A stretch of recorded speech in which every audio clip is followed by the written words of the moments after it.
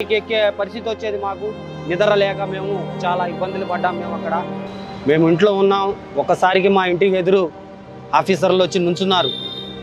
పేరు పెట్టి పిలిచారు ఎవరమ్మా వీళ్ళ ఓనర్ ఎవరు అంటే మేము వచ్చాం బయటికి అమ్మ మీ ఇల్లు ఇట తీసేస్తున్నాం మేము మరి అంటే మాకు ఒక్కసారికి అరే మా ఇల్లు తీయటం ఏంది అనేది మేము ఒక్కసారికి మేము పరిశాన్ అయిపోయాం సార్ మరి మేము ఇన్ని సంవత్సరాల నుంచి ఇక్కడ ఉంటున్నాం మరి మా పరిస్థితి ఏంది మీరు వచ్చి ఇట్లా తీయమంటే మేము ఎలాగా వానకి తడిసాం నీళ్ళు వచ్చినా మేము వరదలకి పైకి వెళ్ళాం మళ్ళీ కిందకు వచ్చి మేము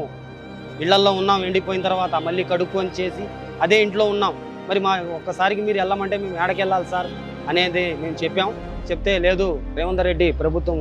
మీకు ఇల్లు పర్యటక ఇచ్చింది పిల్లి గుడిసెలు సైదాబాద్ ఆడ మీకు ఒక ఫ్లాట్ ఇస్తారు